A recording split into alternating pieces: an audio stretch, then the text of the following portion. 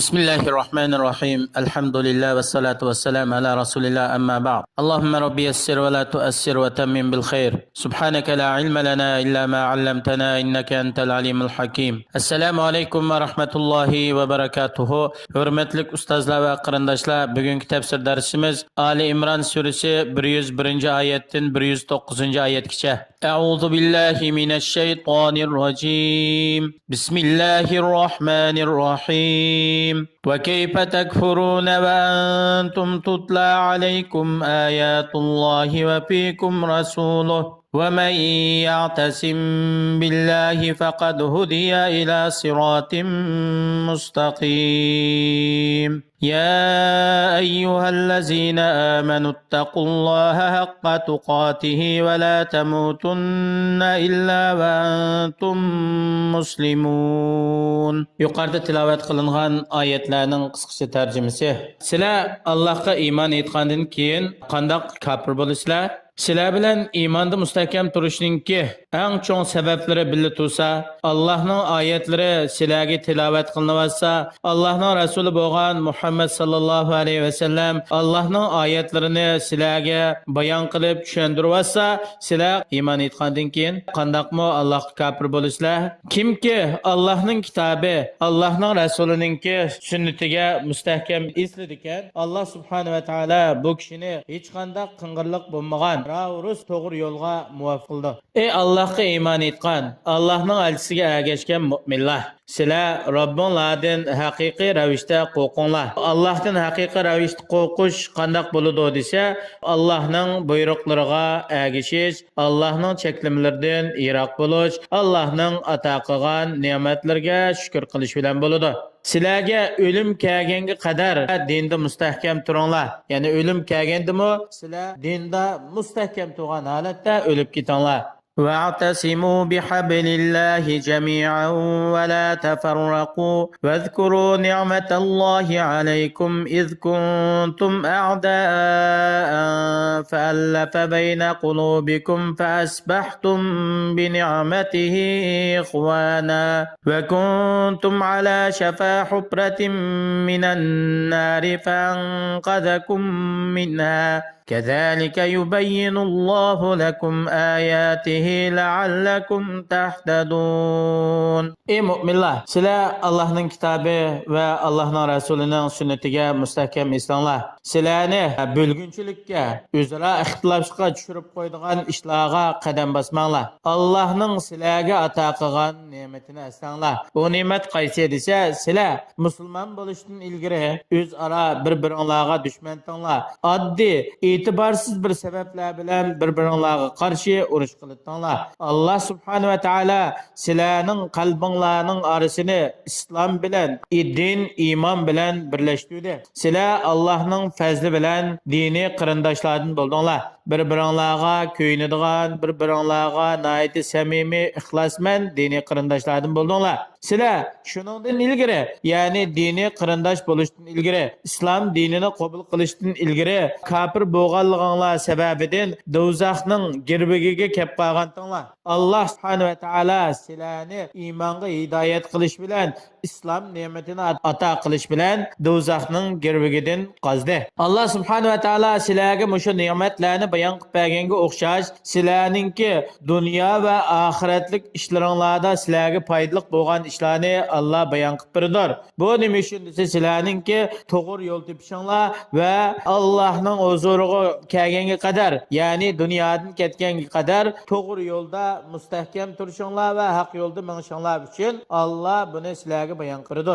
Val takum minkum ummatun yad'una ilal khayri va ya'muruna bil ma'ruf va yanhauna 'anil munkar va ulaika humul muflihun. Va la takunu kallazina tafarraqu wa ikhtalafu min ba'di ma ja'ahumul bayyinat va ulaika lahum 'adabun 'azim. Ey mu'minlar, sizlardan Allah yaxshi ko'radigan, xayrlik ishlarga da'vat qiladigan va shariat bildirgan, insonning aqli go'zal deb qaraydigan yaxshi ishlarga buyuradigan, shariat cheklagan va insonning aqli qabih, nachar deb qaragan ishlardan cheklaydigan shundoq bir jamoat bo'lsin sizlarning oranglarda.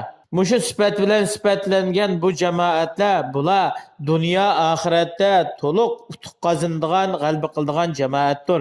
Ey mu'minlar, sizlar o'zlarining dinida Alloh tarafdan ochiq ro'shan oyatlar, dalil, hujjatlar kelgandan keyin o'z dinida ixtilof qilishib, turli firqalarga, turli guruhlarga, turli partiya tashkilotlarga bo'linib ketgan ahli kitob Yahudi nasoralarga o'xshash bo'lib qolmanglar. Yuqoridagi sifatdagi aşık kishilar ularga Allohning tarafidan katta azob bor. Yawma tabyaddu wujuhun va taswaddu wujuh. Fammallazina aswaddat wujuhuhum akafartum ba'da imanikum fadhuqul azaba bima kuntum takfurun. Ularga mana shu katta azob tushadigan kun bo'lsa, u qiyomat kunidir. Qiyomat kunida iymon etgan kishilarningki yuzlari xursandlikdan, baxt saodatdan nurlanib, shundoq oppoq bo'lib oqirib ketadi, paqirab. Ammo kafir bo'lgan badbaxtlarning yuzlari g'am, qayg'u, qiyinchilik, azob oqibatning qo'rqinchidan chiroylari qardab ketadi. Ammo shu chiroyi qardab ketgan, yuzi qora bo'lib ketgan kafirlarga shu qiyomat kunida ularga koyib shundoq deyiladi. Sizlar Allohni bir bilib, Allohning tavhid kalimasini deb bo'lib va Allohga shirik keltirmaslik to'g'risida Allohga ahdi misoqni birib bo'lgandan keyin tilinglarda qiro qilib Allohning birligini qalbinglarda tasdiqlab bo'lgandan keyin Allohga kafir bo'ldingmi? Sizlarning Allohga kafir bo'lganliginglar sababidan qiyomat kunida sizlar uchun tayyorlangan dardlik azobni tetinglar deyiladi ularga. وَأَمَّا الَّذِينَ ابْيَضَّتْ وُجُوهُهُمْ فَفِي رَحْمَةِ اللَّهِ هُمْ فِيهَا خَالِدُونَ تِلْكَ آيَاتُ اللَّهِ نَتْلُوهَا عَلَيْكَ بِالْحَقِّ وَمَا اللَّهُ يُرِيدُ ظُلْمًا لِلْعَالَمِينَ. Ammo yuzlari nurliq bo'lib, paqirab turgan bu kishilar, bularning o'rni ne'matlik jannatda bo'ladi. Bular u jannatda mangu qoladi. Jannatning ne'matlari yo'qolmaydi, uzilmaydi, davomliq ularga davomlashib turadi. Aşı yuqorida Allohning o'ziga ishongan, o'zining taatiga bo'ysungan, cheklamalardan yiroq bo'lgan mu'minlarga ajr, savob, ne'mat va'da qilganligi va o'zining taatidan chiqqan, cheklangan ishlarni qilgan, iymon etmagan kafirlarga va'da qilgan azobni o'z ichiga olgan shu oyatlar. Ey Muhammad sallallohu alayhi va sallam, biz sana bu oyatlarni rostchilik bilan o'qib beramiz. Bu haqiqiy bo'ladigan va bo'lgan voqealar. Bu to'g'ridagi hukmlar nihoyat odillik bilan qilingan hukmlar. Alloh subhanahu va taolo butun olamdagi hech qanday bir odamga yoki bir jonliqqa zulm qilishni xohlamaydi. Belki hech qanday bir odamni sababsiz azoblamaydi. Uni shu qo'li orqali kesib qilgan xatoliklari sababidan azoblaydi. Yuqorqi oyatlardan ilinadigan bir qancha turli foydalar va birinchisi ahli kitoblarningki nafs xohishi, havoyi havisiga ergishib ketish bo'lsa, insonni Allohning dinidan yiroqlashtirib, ozg'unlikqa ilib boradi.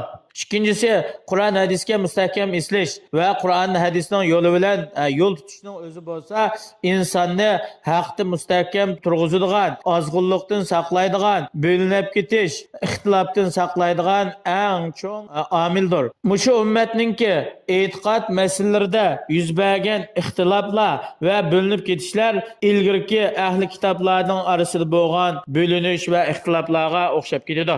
Oyatning yana bir foydasi yaxshilikqa buyurib, yomonlikdan to'sashninki intayin muhim, zarur bir ish ekanligi. Chunki ummatning baxt saodati, ummatning ro'naq tepishi, gullanishi va islom ummatidan boshqa ummatlardan alohida farqlanib turishininki sababi Muhammad alayhisalomning ummatining Muhammad alayhisalom dunyodan ketgandan keyin qiyomatgacha kishilarni yaxshilikqa buyurib, yomonlikdan to'sab, payg'ambarlarningki shu vazifasini davomlashtirganligidan iborat. Agar ummatning ichida bu bu vazifa amaliyleşmese, yaxshilikqa buyurish, yomonlikdan cheklash tashlanib qolib qolsa, bu ummat baxtga erisholmaydi. Ya'ni bu ummatning yetakchilari payg'ambarlarning haqiqiy varisi bo'lolmaydi. Alloh subhanahu va taolo har birimizni anglagan va bilganga amal qilishga, Allohning buyrug'ini kuchimizning yetishi o'rindashga, Allohning cheklimlaridan yiroq bo'lishga muyassar qilsin. Vassalomu alaykum va rahmatullohi va barakatuh.